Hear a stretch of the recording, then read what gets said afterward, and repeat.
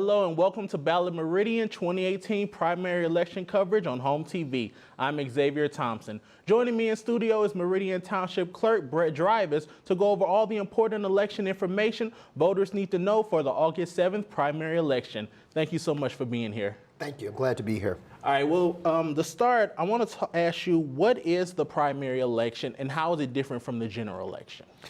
The primary election is a very important election. It's actually, unfortunately, undervalued by most voters, which we'll come to a little bit later. The primary elections can be one of two types. They can be an open primary or they can be a closed primary. In Michigan, we have an open primary system. The open primary is one where you do not have to identify which political party you want to vote in. So all political parties are listed on the ballot, and you have to select one party that you're going to be voting for. A closed primary is one in which you have to identify which political party's ballot you want. In Michigan, presidential primaries are closed primaries, so you have to ask for the ballot of the party that you wish to vote in. In the upcoming August 7th election, it is an open primary. Okay, and speaking on that, could you talk about what are the important dates and times for the primary election? Sure. One other key point that we have to come back to. A primary election has more errors than any other election, and that one area that voters make a big mistake is they cross party lines. So it's extremely important. It's like being on a superhighway. You want to stay in your lane, and when you come to that toll booth, which is your ballot, don't cross lanes. If you're voting for you want to vote for any Republican candidate, you can only vote for Republican candidates. If you want to vote for any Democratic candidate, you can only vote for all Democratic candidates. And in this year's election, we have a third party that was eligible. The Libertarian Party gained 5% of the vote in the last gubernatorial election, which is the threshold needed to be on the ballot. So the Libertarians are now on the ballot as well. If you vote for Libertarians and you decide, I just want to vote for one so-called third party choice, don't do it unless you're going to vote only third-party choices. And here's the consequences. If you cross-vote any particular party, your entire ballot's invalidated. Not just the position, because there's no way to determine which is your political party preference. Your entire ballot is invalidated for the partisan section. Your proposals will still count because they're nonpartisan. Okay, and what do you think is the significance of having the Libertarian Party being represented on the ballot? It's going to cause more errors because some people want to vote third party to make a statement on a particular position or race that they're not happy with either the D's or the R's. So they're going to make a choice and say, I'm going to make a statement and I'm going to vote Libertarian just for this particular position. Let's say it's for MSU trustee. That's a classic one. People for universities tend to want to vote and show a little bit more variety in their votes. It's just one of those things. And so if a person chooses to do that, their entire ballot's going to be invalidated. That's not something that anybody wants. Okay, and what are some of the key races on the ballot that voters should be paying attention to? So in Meridian Township, there's only going to be, for some of the voters, in Hazlet, they're going to see ballot questions that the voters in Okemos and the East Lansing portion of Meridian will not see. In the Hazlet School District, there are two proposals that involve a millage and a bond request and a sinking millage renewal fund, but it's not called that. So if voters want more information on that, they should contact the Hazlet High School, and there's an information sheet that they can get about those proposals. There's also two countywide proposals that all voters in Meridian Township will be able to vote on. That includes a CADL renewal, that's the Capital Area District Library Renewal Millage, as well as a millage proposal for a new county jail. And both of those will be on all ballots in Meridian Township. And again, voters can contact either the Ingham County Jail or they can contact the Capital Area District Library for an information sheet that provides background information on the millage request. Okay, now what precincts will be voting on the two Hazlet school millages? Excuse me? Which precincts will be voting all as the far as the precincts that are in the Hazlet School District, which is basically precincts 1, 2, 3, 4, 5, and part of precinct 20, I believe. Okay, and historically, how have millages fared in Meridian Township? Meridian tends to vote yes on most millage and tax proposals. We did not vote yes in 2017 for the Ingham County proposal that involved raising the tax limitation, Headley tax limitation. It was confusing to many voters, and Meridian Township was the only municipality that voted against it. But the measure did pass because the rest of the county voted in favor of it. But generally, Meridian voters vote in favor of millages. Okay, good. And now, could you explain absentee voting and why it's so critical during election season? Throughout the country, as our country and population ages, absentee voting becomes more and more important. It's an access tool for older people that may have some challenges or difficulties getting to the polls. In Michigan, absentee voting requires one of 6 reasons that you have to select to say that why I should get an absentee ballot. Right now, currently, there's something like 15 states that have no reason absentee balloting.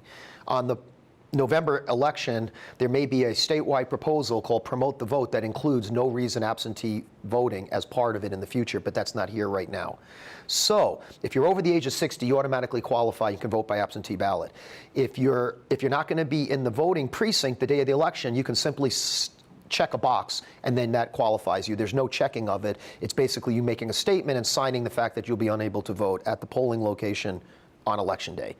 So the good news is that the process is very easy, and anybody can request an absentee ballot all the way up to Monday, August 6th. So let's look at the key dates for the election. The election is Tuesday, August 7th. Monday, August 6th, voters can still request an absentee ballot. However, that day, you have to vote in the building between 8 a.m. and 4 p.m. in the Meridian Township building. Can't take the ballot with you. Go back another day. We're open on Saturday, August 4th from 8 a.m. to 2 p.m. So the clerk's office is open to help process voter requests. At that point, a voter can come in, fill out a simple application for an absentee ballot, and we can issue a ballot that the voter can take with them, or they can vote right there in the building as well. So Saturday, you can take the ballot with you, take it home for the weekend, and carefully consider, if you need to, some of the ballot questions before you. At any time up until this point now, you can always request an absentee ballot. I would highly recommend that voters in Meridian Township do not want it mailed to them if they wait till the final week of the election, which would be about August 1st. If you want to apply to get an absentee ballot, don't send in a postcard by mail or an application and ask us to mail it to you. There's a good chance by the time you get it, you might not be able to return and have your vote count. It's best at that point. So starting at some point towards the beginning of next week, which is July 30th, 31st, I recommend that anybody that wants to vote absentee ballots simply come in and pick up their ballot in person and take it with them or vote in the building. We can mail it to you. You have the right to do that. I just recommend not, because it's going to go to Grand Rapids first before it comes back to the Meridian area. Okay, and how many registered voters are there in Meridian Township? Meridian Township has approximately 31,000 registered voters. We have a permanent absentee voter list that was approximately 3,200 in the beginning of the year. It's been that way for a very long time. I conducted an outreach to senior citizens this year. It's very important that we start moving people and giving them that option to be on that permanent AV list. And we expanded by 75%. We went from 3,200 to 5,600 people. So 5,600 people now receive an application for an absentee ballot, and we received 4,900 applications back, a little more than that, just talking in rough numbers. So close to 5,000 applications came back, and we have mailed out now more than 50% of the AV ballots have come back to our office. So 50% of the people who received absentee ballots have already voted, and they're safely and securely stored in our locked facility. Okay, now this year with absentee voting, have you seen an increase in absentee voting, or is it about the same as it's been? There is a significant trend, and it is solidly showing an increase election after election. Last elections, we were approaching 40%. At some point, and this might be in November, we may hit the magic 50% mark. Don't know for sure, but we think we're going to get close to 50% at some point. And once we hit that mark, there'll be no going back. Many states do completely, vote. There are states that do vote by mail. There's online registration. There's things that are happening that are going to be increasing these numbers. I'd like to point out something very important about the primary election at this point. This is something that goes beyond the dates and the statistics and the things that we're talking about. The turnout in an average primary in Michigan varies between some of the bigger cities, Detroit and Battle Creek and areas might be 10 or 15% voter turnout in a primary, and Meridian is on the higher end. We go to about 30%, occasionally up to 40%. those numbers are unacceptable. In any democracy, that is a very bad thing. And let me explain why. It's not just bad on the surface that people are not voting and it's like, wow, people don't care. What's really bad is that it causes political polarization and extremism in politics. If you have more people voting in a primary, the candidates running are not beholden. They're not having to make campaign promises to the small percentage of people that show up to vote in the primary. If only 25% of the people or 30% of the people in Meridian Township turn out to vote that are eligible to vote, that means that those are likely more extreme people who follow their party more extremely than the average person who follows their political party. So the Democrats who vote are extreme Democrats. The Republicans that vote are more extreme Republicans. And we know that at the state and federal level, hyper-partisanship has caused a lot of problems. Things can't get solved because we're so far focused. The Republicans seem to be so intensely entrenched on their side. Democrats intensely entrenched on their sides. My argument is that when you get more people to turn out to vote in the primary, you get more mainstream candidates that are not depending upon getting elected by the most extreme members of their party. Now you have mainstream members of the party voting, and now you can have a message that involves more compromise and the ability to roll up your sleeves and have the different parties have to work together in order to come up with something meaningful for meaningful public policy. The second part of the primary process is we need more qualified candidates to run for office. When you only have an incumbent run in a primary, then we have no choices and people complain or upset that only incumbents get reelected. We need people that can challenge incumbents. What we don't want in a primary are people conducting negative smear campaigns, such as the one that I was subjected to several years ago. What we really want are people to conduct campaigns that are issue-oriented, and when an incumbent is under attack, it should be for the voting record that the incumbent participated in. So in other words, we need more candidates to come out during the primary, and these people need to focus on their homework and explain to voters why they're a better choice than the incumbent by pointing out specifically how the incumbent has voted and what they've done or not done related to issue by issue by issue. What candidates should be doing is attacking other candidates based on personal subjective opinions, smears, and allegations, innuendo, and making broad sweeping statements that don't relate to voting. We are going to get a lot better government here in Meridian and at the state and federal levels if we have more candidates running in the primary, candidates do their homework and attack the incumbent based on issues, and we have more voters turn out at the precinct and vote in the primary. And those three things are what I call granularization of voting preferences. Granularization means fine-tuning individual voters. 100 voters all have different needs and wants, including 100 Democrats and 100 Republicans and 100 Libertarians. Each of these individuals' voting preferences can be fine-tuned better. The more candidates we have and the more people that turn out and vote, the more each individual, you, me, and everyone else gets their views more and more finely represented. And that's the secret to getting a better government, a more responsive government, and to get away from some of the hyper-partisanship that destroys creativity and really reduces our public policy discussions and coming up with creative solutions. Okay, speaking on voter turnout, what is Meridian Township doing to encourage millennials to get out there and vote and be more involved in the community? Millennials are a very difficult group to reach out to. Those are the challenging ones. Millennials and let's say people in the prime of their working years, because they're working, they're busy, they have a family, they have kids, or many things are going on. So we target. First, we target underrepresented and specialized demographics. That includes young people and senior citizens. So young people are necessary. Come on, it's obvious why we need young people. They're the lifeblood of our democracy in the future. If we don't get young people engaged in democracy, they're not going to vote, they're not going to run for office. Everything I just said, it's going to get worse. We've got to get young people involved. Plus, technology's changing. Young people are in tune with technology, and we need young people engaged. That we also need election inspectors. We have to run a whole election, and we require community members to make an election work. And I want to come back to that one. It's a very important point. So we need young people as election inspectors as well. So we reached out at the Hazlitt High School. we reached out at the Okemos High School, and we've done voter registration drives. And this year at the Hazlet High School, there are 250 seniors approximately, and we registered 52 students. That's 20% of the senior class was registered to vote in Meridian Township. So very, very pleased with that kind of results. We also do outreach to another targeted population, which was the seniors, as I mentioned.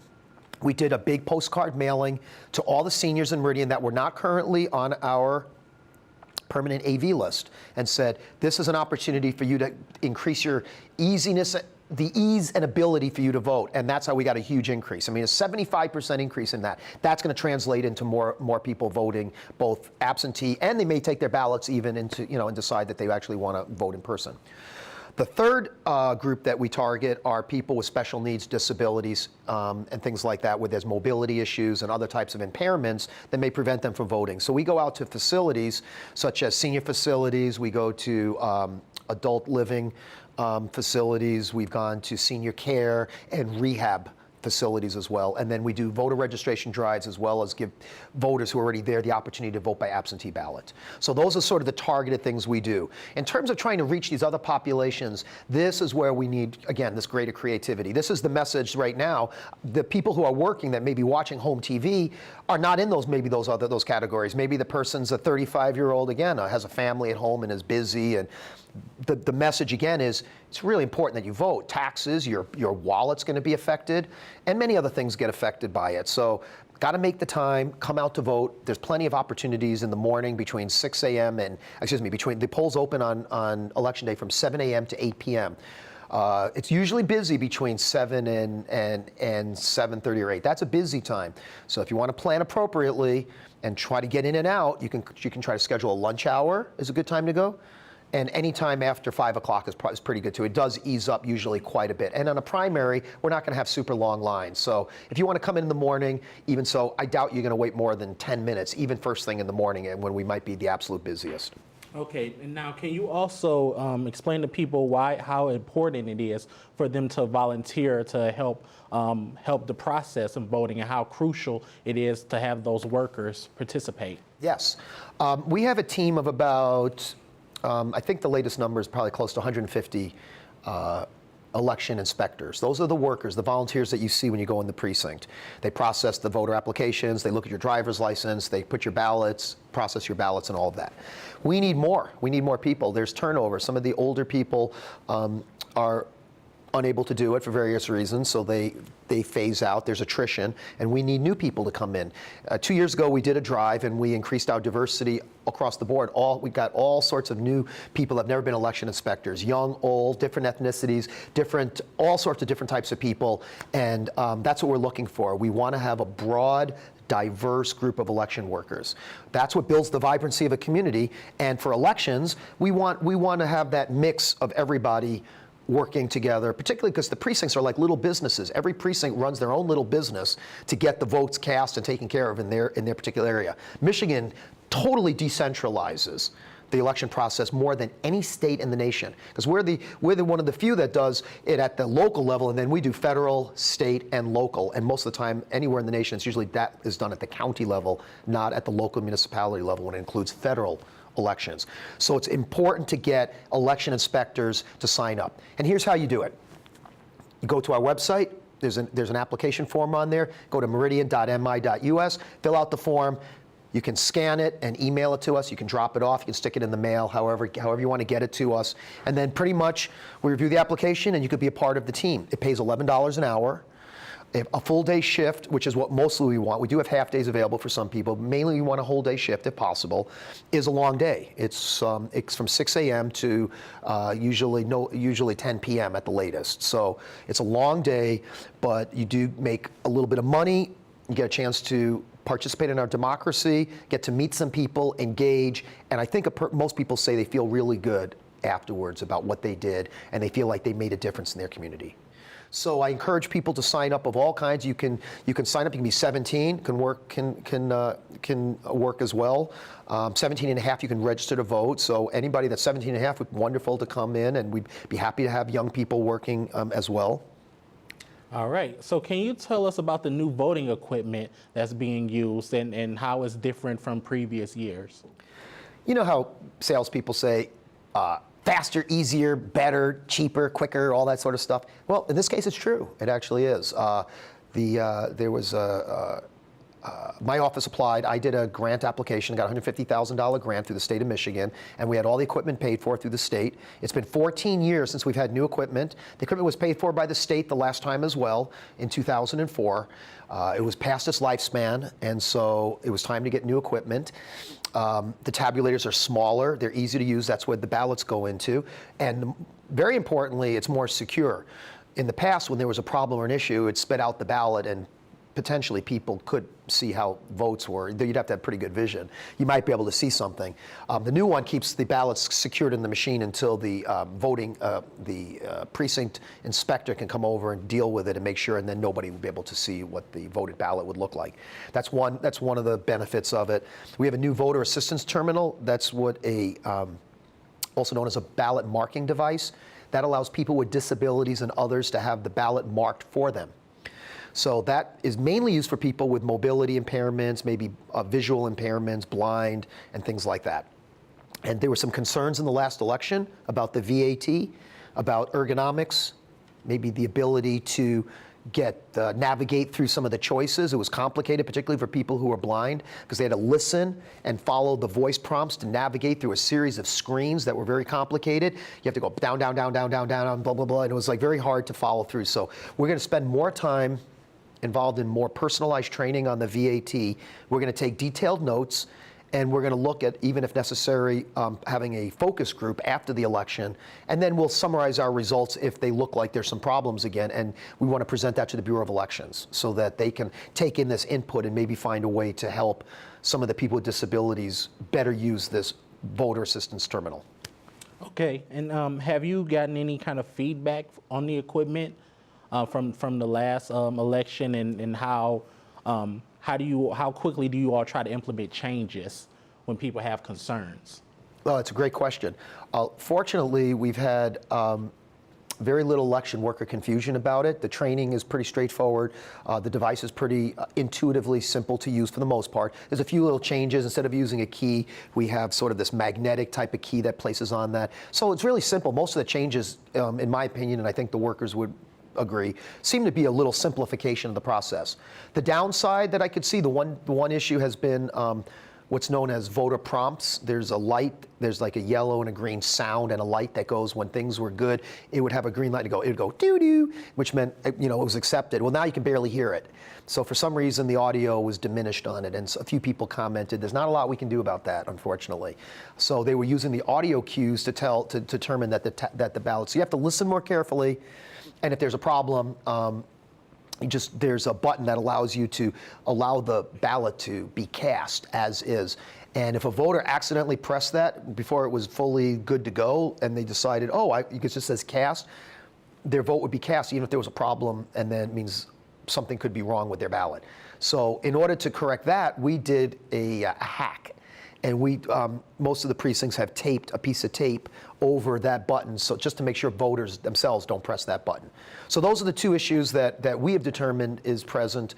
None is that significant. They're sort of minor, and it doesn't affect the actual, pretty much the voting process. We're just trying to mitigate any potential problems there.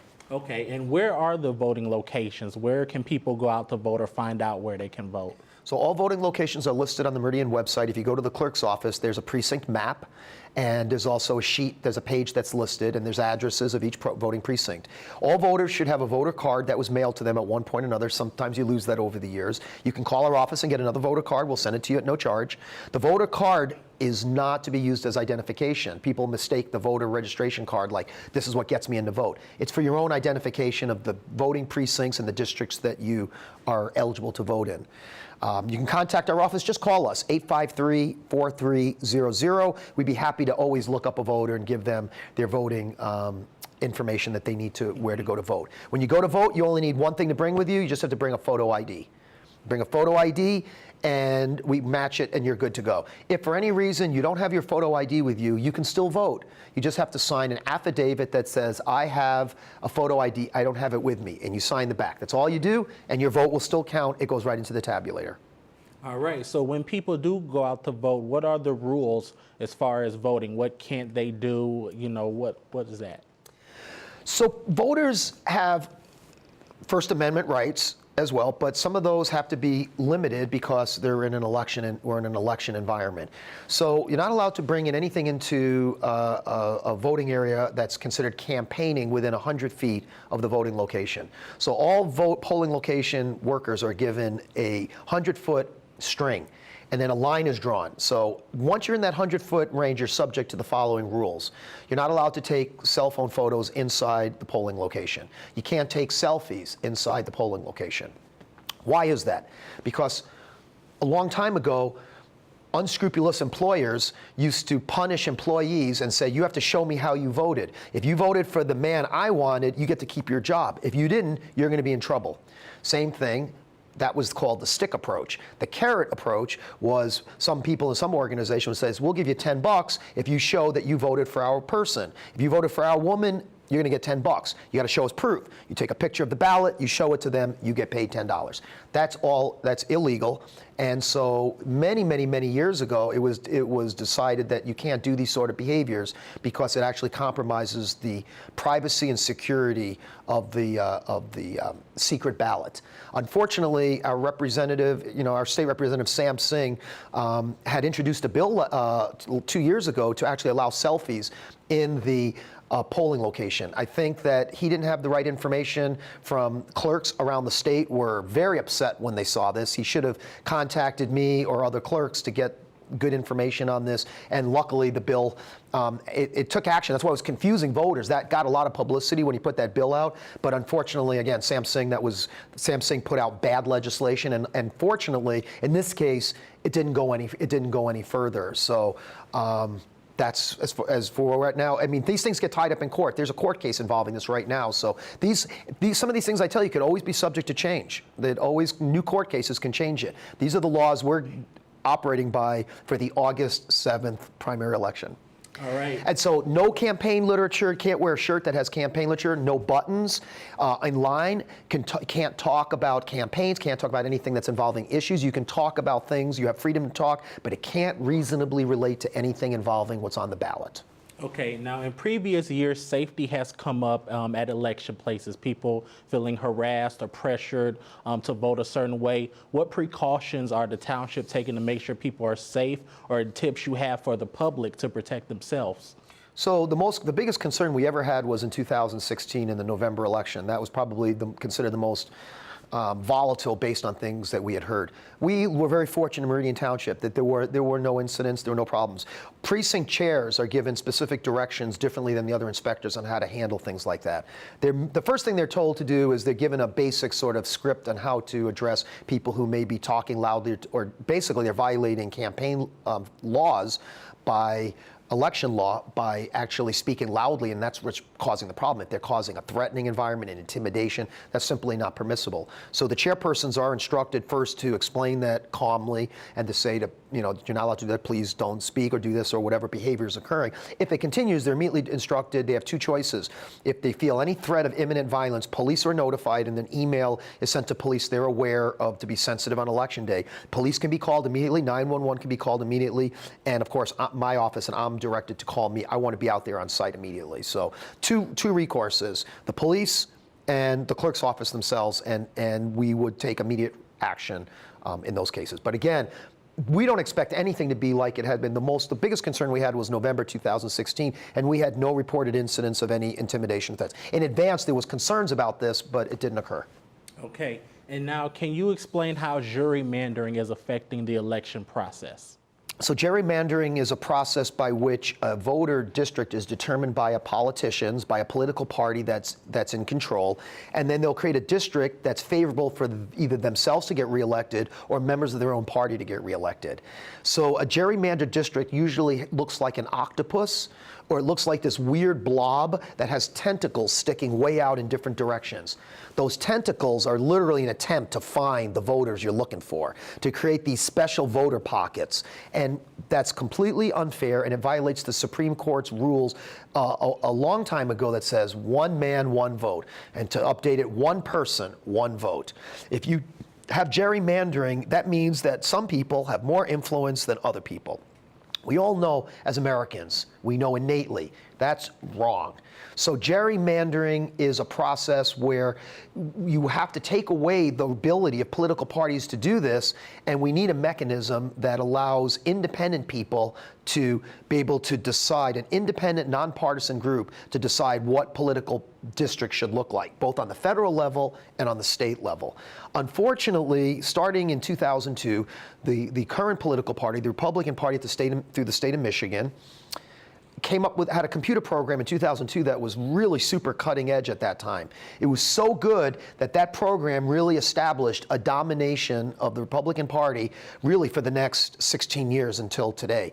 And one of the reasons that it's not fair is that some of the districts that they received votes and had a candidate get elected were traditionally actually Democrat majority districts. So the game was completely played, jigsaw puzzle pieces were created in order to give a group that had a numerical minority a majority power in the state legislature. And by anybody's standards, you have to say that that's just simply unfair. So as an elected official, the courts have always ruled that I'm allowed to give my own personal opinion on public policy matters. So I am allowed to give my opinion on issues that will be on the ballot because voters have a right to know how their elected officials feel on public policy matters.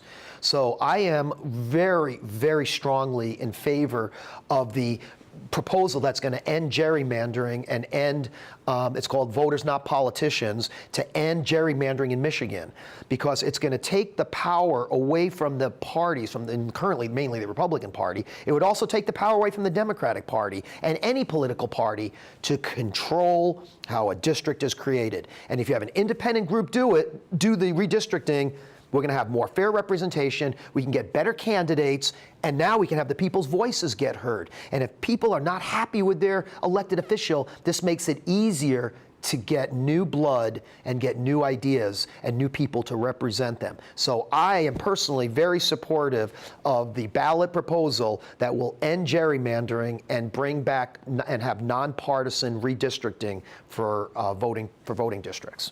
All right, and is there any last information that you would like to give our viewers?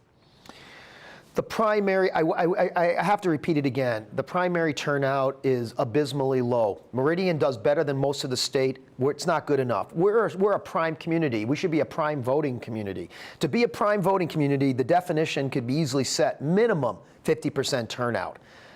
Make a commitment to vote. Tell people, if you're watching this and you know you're going to vote, try to contact a few people and tell them to vote too, or remind them that it's election day without even having to preach to other people. Just say, hey, I voted today. Just saying that helps to encourage a few people to vote. Get out there and vote. Get your voices heard. And consider running for office in the future if you're unhappy with what you're seeing. And also, we need to be not giving the parties all the political power, but individuals are more important than the political party in affecting the kind of change we want. And if we do that, then we should also look beyond the Democrats and Republicans and look at all sorts of third-party options as well. And there's also an option called no party affiliate. And we shouldn't just automatically default to the D and the R columns. We should be looking at all possible solutions, because any individual of any party may hold the key to lots of creative ideas that normally would not make it to the table for discussion. So voters should keep an open mind, get out there and vote, look at more than just the main two parties. Straight ticket voting puts the political parties at the number one. We don't have straight ticket voting. An important point, we get a lot of questions. Can I vote straight ticket in the primary? There's no such thing. The primary is straight ticket voting. You can only vote in your own political party, and you should not vote in any other party. So there is no straight ticket voting in the primary. That only occurs in the general election. And I'm going to say personally, as clerk, that in terms of a better democracy, people might be shocked when they hear this, but straight ticket voting makes the party the central voting element that the voter's choosing, and not the individual candidates that represent the individual positions. In my view, if we want a better government and we want better representation, we have to analyze the people, not the party. But I'm still a Democrat. I'm still running as a Democrat, and so we all have different views, and so I'm not knocking my own party or any other party. What I'm suggesting is we just have to have a better representative government, we need more involved citizens, and that all starts at the polls, and it all starts at the primary. All right. Hey, thank you. Brett, thank you again for joining us in studio today. You're watching Ballot Meridian 2018 primary election coverage on Home TV. I'm Xavier Thompson.